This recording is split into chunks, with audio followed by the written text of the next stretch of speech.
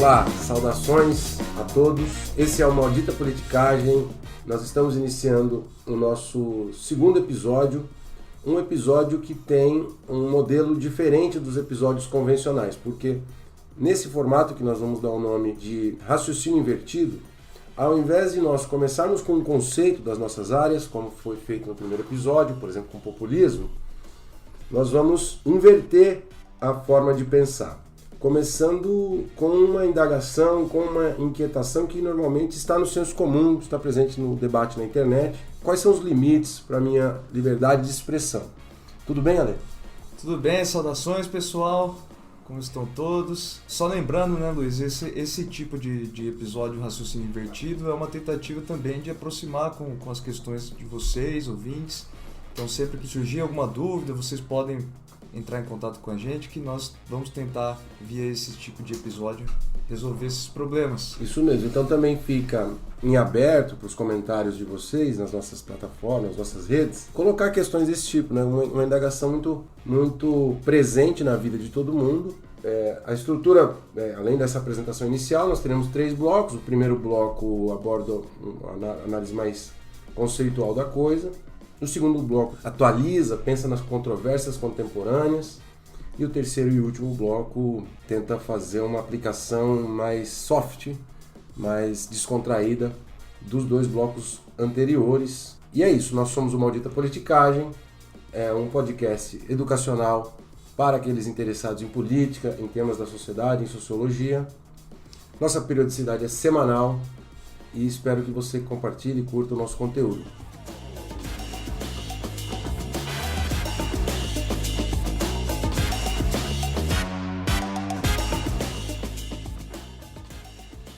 Então, hoje, quando nós abrimos as redes sociais, muitas vezes encontramos uma barulheira, um enxame protagonizado pelos internautas, pelos tweets, em geral contendo ofensas, agressões ou manifestações que ofendem outros internautas, outros grupos.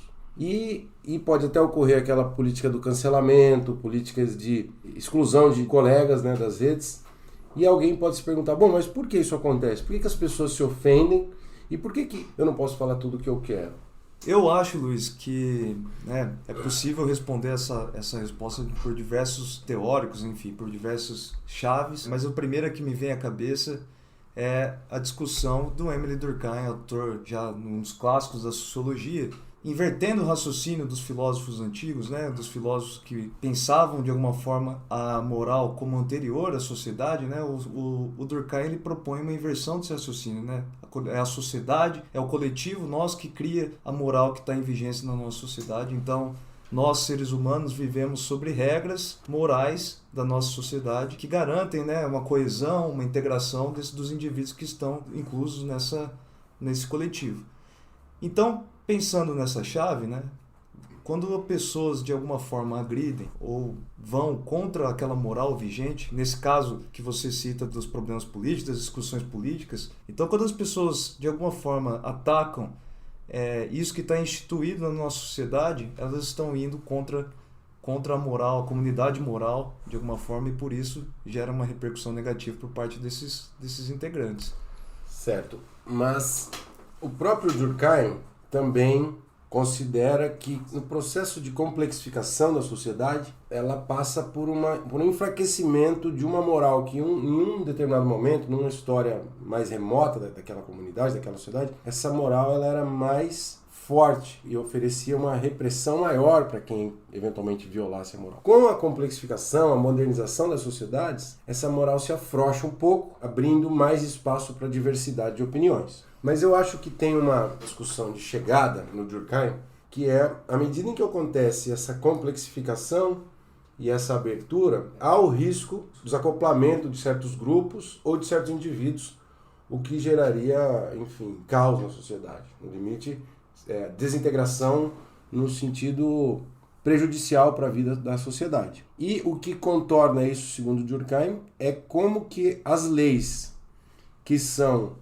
uma espécie de cristalização da moral, como que elas devem ser pensadas pelo Estado. E o Estado, no final das contas, é um dos responsáveis pela garantia de uma moral básica da coesão, né? E finalmente da coesão da sociedade, né? Estamos falando de democracia em última instância, né? Não que o Durkheim estava falando de democracia, né? Mas aí a gente já pode trazer para os dias atuais, né? Esse papel do Estado, a gente entende como o papel da democracia, como a sua capacidade de resolver problemas e conflitos sociais.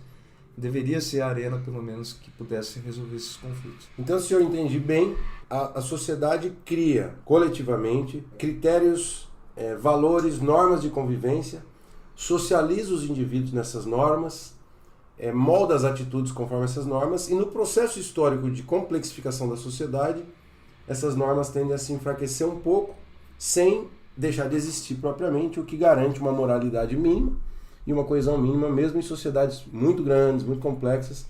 Existe uma moral básica que serve como parâmetro das condutas e que na nossa pergunta seria os limites para a liberdade de expressão.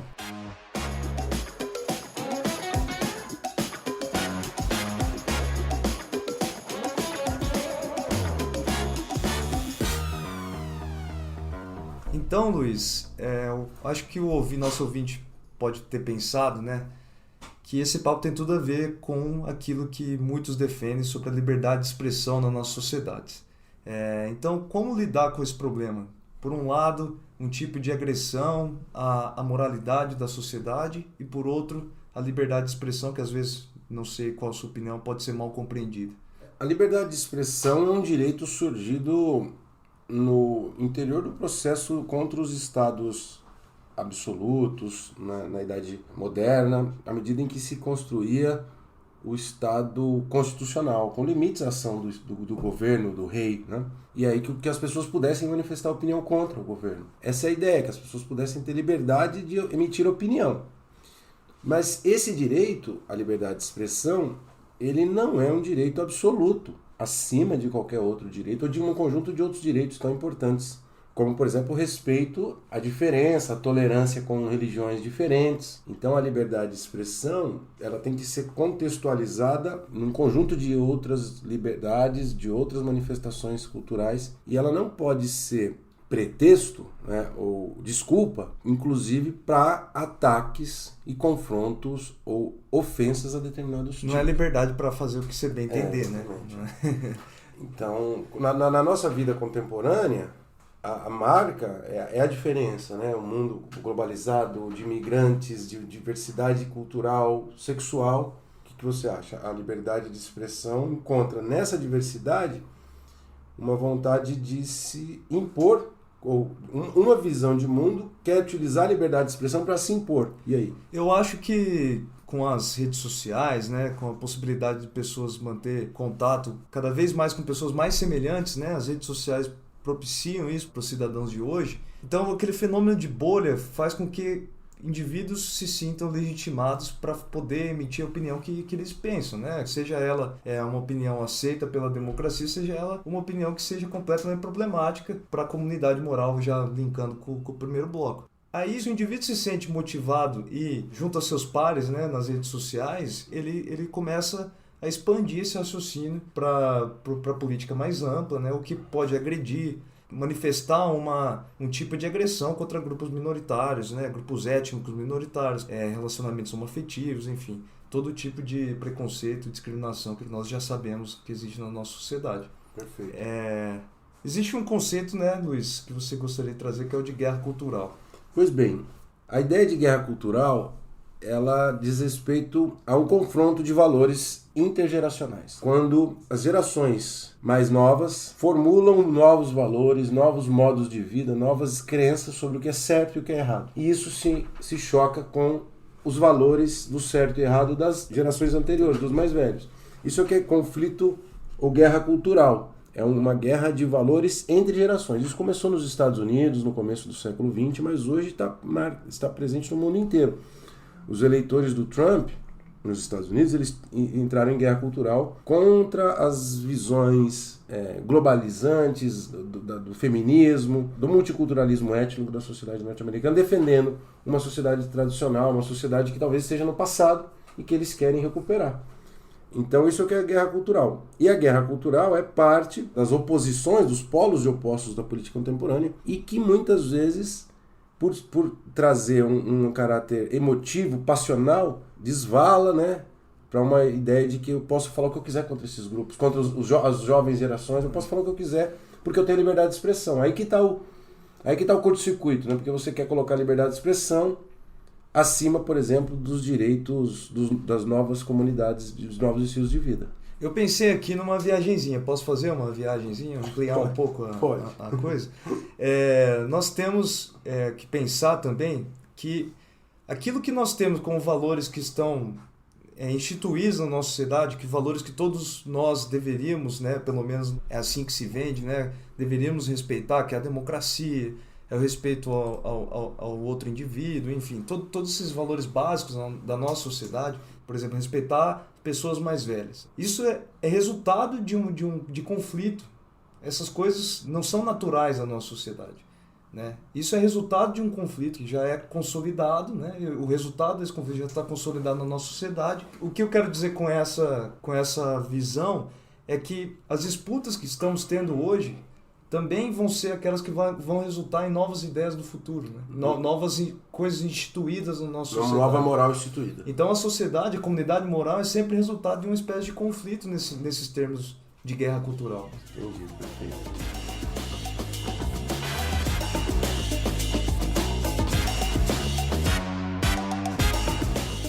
Portanto, meu querido Luiz, nós temos uma resposta que a gente tem um compromisso de responder todo episódio, que é: se é maldito falar o que quiser? No limite, sim. Isso vale para qualquer espaço de convivência.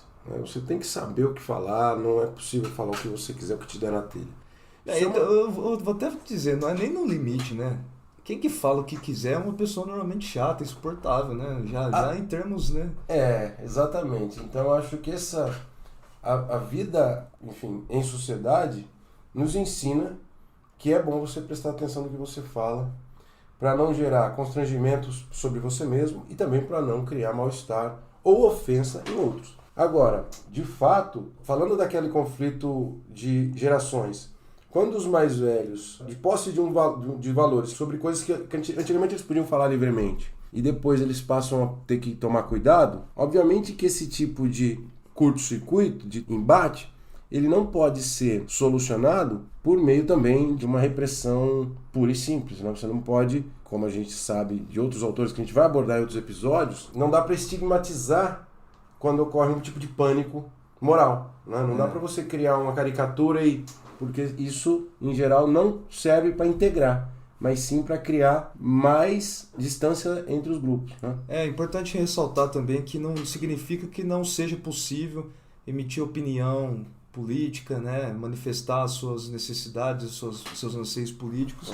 Isso faz parte da democracia, desde que isso não ultrapasse uma linha de agressão, de inferiorização de grupos que a gente já tem ressaltado aqui no episódio. Vamos utilizar 2 exemplos que eu acho que fica mais claro essa distância entre o que a gente pode falar e o que não pode e como aprender isso. Mas você fez uma tarefinha de casa de pensar numa historinha para ilustrar o negócio? Eu tenho uma história para contar. Eu tenho uma história boa. Essa história, né, vou dar o nome de Bill novamente para não complicar a pessoa, mas o Bill tava, né, um parente dele faleceu, infelizmente. Ele era novinho? Ele era bem uma criancinha apenas, eu acho que devia ter uns 5 anos, né?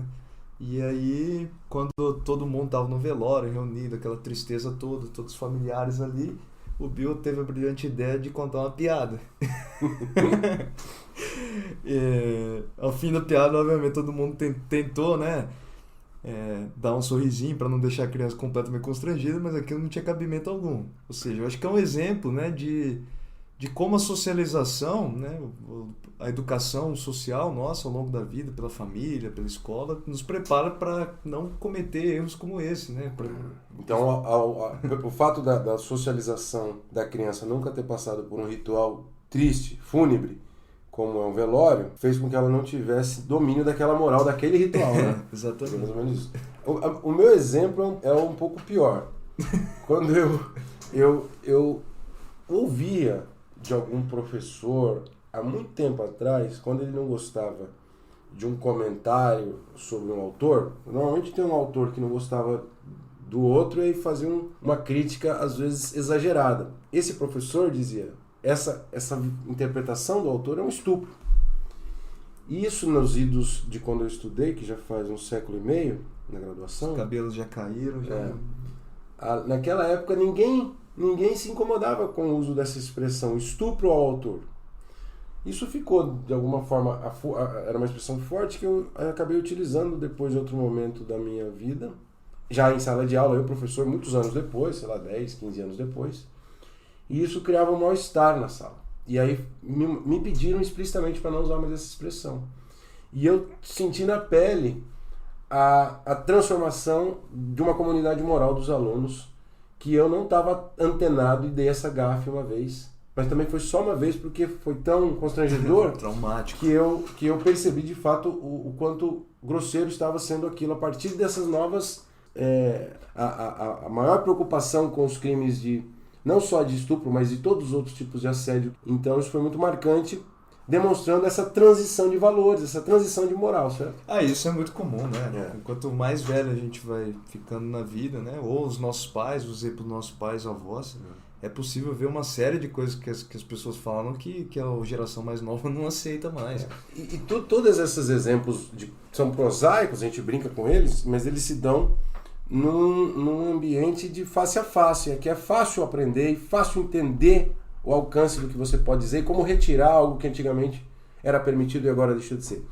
O problema que acho que deve ser pensado por todos é como conviver, levando em consideração essas comunidades morais, como conviver nas redes sociais, porque ali tem o desconhecido, tem o anonimato do teclado, que às vezes a pessoa não te conhece face a face, e pode ser uma falsa sensação de liberdade plena e absoluta. Exatamente. E não é por aí, né? É isso, acho, então, né, Luiz? Então, por hoje nós encerramos. Somos, então, o Maldito Politicagem. Acompanhe, siga nossa página, compartilhe, recomende o nosso podcast para os seus amigos, para a sua família. E consultem a bibliografia que a gente disponibiliza, caso queiram aprofundar um pouquinho cada um dos temas dos episódios. Até, pessoal! O Maldita Politicagem tem produção e o roteiro de Luiz Domingos Costa e Alessandro Tokumoto, design e edição de áudio de Fábio Tokumoto.